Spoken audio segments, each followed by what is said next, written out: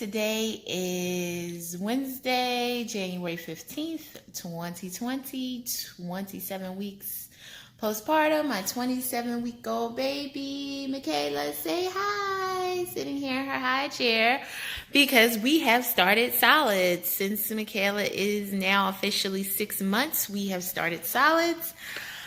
I was pretty adamant to wait till the recommended 6 months. I did at one point slip up and give her a little bit of banana early on, not early on, when she's about 5.5 months, but I was very determined to wait the full recommended 6 months before giving her anything, giving her any solids. And it wasn't just because that's what the doctor told me to do, but it was also because there is some research out there that states that before 6 months, the baby's gut isn't fully closed and it's kind of a leaky gut situation. So when you're putting in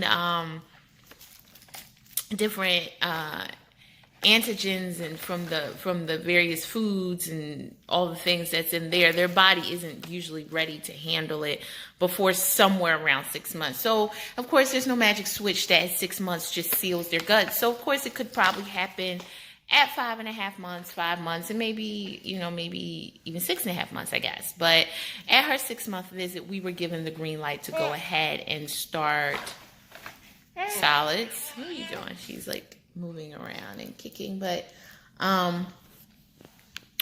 so yeah, we were given the green light to start solids. Now I wanted to start with baby-led weaning, and her doctor told me that I could do that, but that she wanted me to do purees for a month and then do baby-led weaning. Well, if you know what baby-led weaning is, it's skipping purees completely. So doing purees for a month and then doing baby-led weaning is essentially regular weaning, I guess, that's the regular way to do it. You do purees and then you gradually move to finger foods.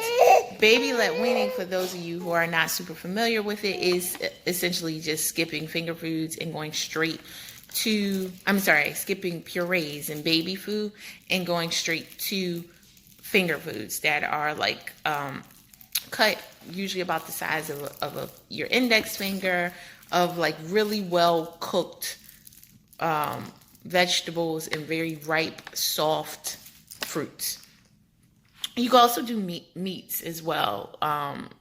People do meats. I'm hesitant to try meats for a while, but people do meats as well. So but there's a lot of videos on here about baby-led weaning and how to do it and how to start, and this is not that. Are you going to cooperate with me today? Are you going to cooperate so we can finish this video? What are we doing?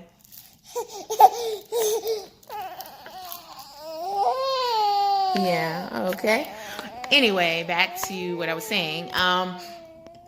This is not a how-to. This is what you should do. Like, there's tons of videos. I've watched lots of videos on how to do that, how to give a baby, start baby-led weaning. Lots of those, not adding to that. This is about my baby-led weaning fail. So the doctor told us to start with vegetables, and I had already given Michaela a taste of banana. I'd never told the doctor that, but she was like, she wanted me to start with like 3 vegetables before going to fruits. So she wanted me to start with, her suggestions were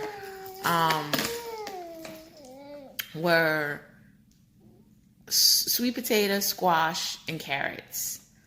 So I happened to mention this to my husband. He comes back with an organic butternut squash, because I had mentioned that when I do a squash, I think butternut squash will probably be a good squash to try, because I've had it. It's okay. It's a sweeter squash. It's tasty. I like it. So I said I would do butternut squash. He comes back with a whole butternut squash. I don't know if you guys have ever seen one. I should have done the video before I cooked it, but I didn't. So only could tell you about it, but it's kind of like a penis shape, by the way. But anyway, so I took this whole butternut squash. I think most squashes are kind of penis shaped, but I took this butternut squash. I cut it in half completely. I put it in a glass baking dish. with the skin side up. Okay, I put 2 cups of water in the dish and I baked it at 350 for about an hour and a half to 2 hours. At that point, the skin was very, what's the word? It was very wilted, I guess, and it was very easy to peel off. Can you? You can't be sleepy. We just woke up not too long ago. But look at your face. Look at your face. You're snotty. Let's clean your face up. Let's clean your face. Okay, so I put it in the oven on 350 for an hour and a half to 2 hours. At that point, the skin was very easy to remove, and I was able to remove the skin, just peel it off very easily, and then I just had all the squash left. So what I did do was that I took a slice, because I really wanted to do baby-led weaning. By this point, the squash was nice and soft. Not too soft, but still holds your shape if you slice it, but not, so not so soft that you couldn't slice it, but also not too firm, because baby needs to be able to kind of gum it down. So I gave Michaela a slice, and Michaela's at a stage where, as most babies her age, everything she touches goes in her mouth. Like, if she can get her hand on my cell phone, the remote control, her toys, things she's supposed to have, things she's not supposed to have, anything that she can get her hands on is going in her mouth. That's just the way it is right now, because she's teething, and also babies learn that way and explore that way, so it's not abnormal. So I'm thinking she's a great candidate for this whole baby-led weaning thing. She sits up unassisted. She's been doing that for a while now, actually. She puts, she can bring her hand to her mouth. She brings objects to her mouth. She makes a little I've watched some of the other YouTube videos say they need to make like a little chewing motion. She does all that. She doesn't make that noise, but she does this chewing motion. She's showing an interest in food. So she was ready for solids, and I believed that she was ready to do baby-led weaning. However, I gave the girl this slice, just one piece. It was about the size of my index finger of the squash, and she mashed it in her hand. It was great textural learning. She mashed it in her hand, and she mashed it on the table of this high chair. But girl did not bring near one piece to her mouth. Like, she was not interested in tasting it. She puts everything in her mouth. She smashed it and mashed it and everything else, but would not bring one piece to her mouth. So after it was sufficiently smashed into this table here, I went ahead and started to feed a little bit of it to her just so she could taste it. And she immediately did, winced up her face and kept spitting it out, which is fine, and then I tried again, and she spit it out, and I tried again, and she spit it out. And I kept trying, and she kept spitting it out, and she wouldn't swallow it. And then I realized that she just was not going to swallow it. And baby-led weaning is not about forcing them to eat anything. It's more so about exposing them to food. As they say, food before one is just before fun. It's just before fun. It's just for fun, because all her nutrition still comes from breast milk. So, any food that makes it in her mouth is just extra. So I was thinking, okay, don't be too upset about it. Like, I know she didn't really eat anything. She didn't really, she did taste it. She got a lot of textural learning going on with smashing it a lot, but she didn't eat anything. But I kind of took that as a baby-led weaning fail. Maybe it wasn't. Maybe that's normal. It was her first attempt. It was butternut squash. I took it as a fail. Now, full disclosure, prior to giving her the squash, I had spoon-fed her earlier that week with oatmeal. I made regular oatmeal. I did not buy baby oatmeal. I did get quick cook oatmeals, the quicker cook oatmeal, because it is more finely cut than the traditional cut oatmeal. So I did get that because it was like smaller, but other than that, I did not do anything special with the oatmeal. I cooked it. I did add more water, so it was a little more creamy, I guess. A little more water than what I would have when I would eat it. But that was it. So it wasn't too soupy, but it was a little more thinned out, but it was, perfectly fine oatmeal. I did add a little mashed banana into it. I did not add cinnamon. I thought about adding cinnamon, but I just added a little mashed banana, a little breast milk into the already prepared oatmeal. And so it had a nice little creamy texture to it. And she ate it fine. Like, it had its oat chunks or flakes or whatever. And she ate it fine. Like, they were smaller than traditional cut, but not a problem. And I do think, to be honest, she could have handled traditional.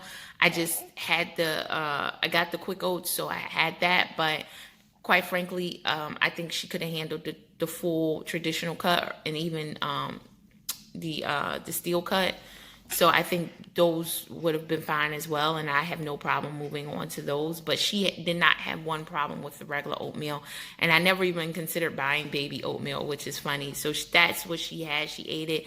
But when she started with that, she did spit it out probably the first 5 times, but then she started to, the first 5 times with the one feeding, she kept spitting it out. I kept putting it back, spitting it out, putting it back. But then she started eating it. I guess she got a taste of the banana in there, and she started eating it. So, are you okay?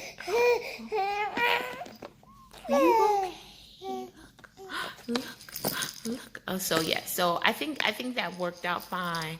And so again, that was spoon fed. And I did try to let her do it herself, but it was her first experience with solids, really. So for her to do it herself would have been asking for a lot.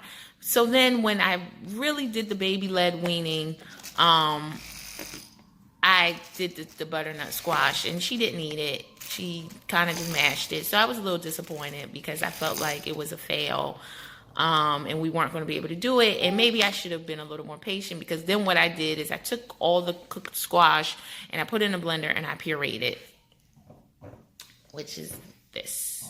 This is the result of my butternut squash puree. Now, it doesn't have to be all or nothing, right? Now, you'll have these hardcore baby-led weaning people who tell you you can't do any purees. But I think you should be able to do some purees and some finger foods. Why can't you do both? Once I pureed the butternut squash, I did add a little bit of cinnamon and a little bit of ground ginger, and she ate it. She loved it, actually. Which, now, she did not have the cinnamon or the ground ginger when she had the little piece that was the finger food. But when I pureed it, I added a little cinnamon, I added the ground ginger, and she loved it. And so, yeah, she ate the puree. Now, I didn't want to necessarily do purees, but she got exposed to it as a whole food first, which she wouldn't eat. And then when I gave it to her as a puree, I did add the little seasonings to it, which does make it taste better. I have to admit, she loved it. So maybe I should have, in hindsight, sprinkled some of that on the piece that I gave her that wasn't pureed. Maybe she would have eaten it. I don't know. But I'll try with something else later. But what I did was I pureed the entire squash, and I'm going to show you. I put it in the freezer. I'm not going to get the frozen one out. Sorry, I'm getting out of Michaela's cabinet. Michaela has a cabinet full of stuff, for bottles, the ones we use, the ones we don't use. Oh, I'm knocking stuff out. I'm always a mess. So as you saw, I'm feeding her out of these little glass bowls, or I don't know, ramekins, I don't know what they're called. I have 2 sizes, the smaller and the larger size, when I do purees. I'm hoping to not do a lot of purees. Little girl, I'll be right back. But what I did buy for when I do purees, I'm back. You're fine. I'm back. Girl. Oh, you're dropping all your toys.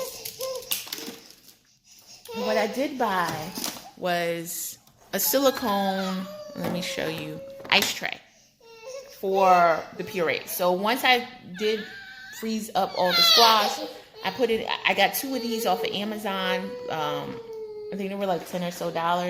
If you're interested, I can link them, or send me a message and I can send you the link. And I got this. This is completely silicone, and you could just pop out whatever you put into it. And it comes with, I don't know why she's so fussy. She just napped. I don't know what's going on with her.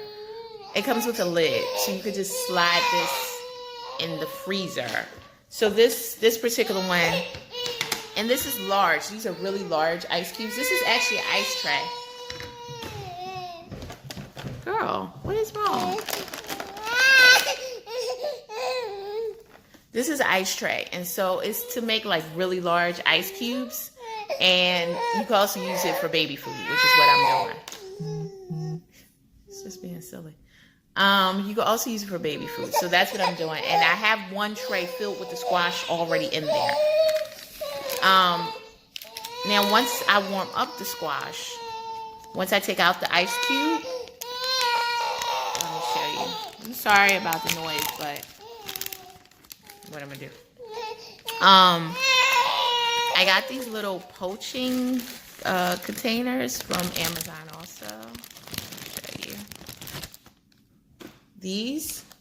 And so what I do is when I pop out an ice cube, you have hot water, you can, warm up some hot water on the stove, or I guess even microwave it, and you put the ice cube in one of these and it just floats in there, and this will warm up that ice cube, so then you can just pop the puree in your little bowl container or whatever you're using. I got this 10 of these from Amazon. I think like 10 or so dollars or something like that, 10, 12. But these are literally for egg poaching. That's what these are. That's what they're called. But that's what I'm using them for. So it's the silicone ice tray with the lid, and then I take the ice cube, and she's like singing. I take the ice cube and I put it in this, and then from there into this. So that's what I've been doing with purees. But I'm hoping to honestly do more whole foods than purees. Now, maybe I'm not doing the by the book baby-led weaning. So many things with parenting is not by the book. So I'm definitely not doing by the book. But I just wanted to share on that and how that worked out. Now, when it's in puree form, she loves squash. She didn't like it whole food, and she refused to put it to her mouth. So that was it. And very quickly, can you tell the people hi? Tell the people hi. Yeah. Hi. Look at me getting so big, everybody. Anyway, I wanted to show you the sippy cup that I got. So this is the sippy cup that I got for her. It's not a traditional sippy cup. This is the Munchkin Miracle 360 sippy cup. It doesn't leak when you turn it upside down. It works off of mouth pressure. So, a traditional sippy cup has the spout. This doesn't have a spout. It works off of pressure where essentially the baby puts their mouth on the hair, and as they press their lips down, the water comes out, but it comes out very slowly, so you don't really have to worry too much. It's supposed to be better than a traditional cup, a traditional sippy cup, because dentists don't always recommend traditional sippy cups. Now, why are we crying? Explain the fussiness to me. I don't understand. When you nap, you shouldn't still be fussy. You nap, you ate, we should be good to go. You want mommy to pick you up? Well, all right. Sorry about that. I was never going to be able to finish this if I did not pick her up. So here we are. So hopefully now she'll cooperate. And we're almost done anyway. So this traditional sippy cups have that spout, and they're easier to transition to from a bottle because they have that spout. I chose not to go that route because they're not always, then we're going to deal with this, right? They're not always recommended by dentists. And then you have to move from that traditional sippy cup with the spout onto, a cup without a spout or a straw cup or something. So I went with this Miracle 360 cup that I showed you. And it took a few tries, but she actually did learn how to drink from it. I didn't think she'd be able to. But she can't hold it up by herself yet. So I'm literally putting it up to her mouth. But when I tip it up to her mouth, she does. She has learned how to drink from it, and she has been able to drink water. She will not drink water from a bottle. She will not drink water from a bottle because she's so used to getting milk out of her bottles. So when I did put water in her bottle, she became upset because it was not milk. And I decided at that point to keep them separate. So sippy cup is for water and her milk is in her bottle, at least for now. That probably will change at some point when she's no longer in bottles. But right now, sippy cup is just for water. And that's how I've been doing it. So she hasn't been drinking a ton of water. I let her drink what she wants to drink and what she doesn't want to drink. You have to stop. I did notice that it was easier to use that cup if I filled it up pretty much to the top, so I didn't have to tilt it up as much when offering it to. Girl, you better be careful with them hands. Look at these. Oh, being a mom. So I didn't have to. You don't have to tilt it up as much. So if you get that cup, one thing you might want to do is tilt it up. Don't feel that the cup is too advanced for your 6-month-old. It's not. It's for 6. It says on the packaging, this baby is all over the world now, doing everything. It says on the packaging it's for 6 months and up. So it's not too advanced. Your 6-month-old can use it. She uses it. And it works fine. So I just wanted to show you that. Clearly, she is over me doing this video. She's been over it, as you heard. So I will get back to you guys soon. This is my life now. All right, ladies. I'll talk to you soon.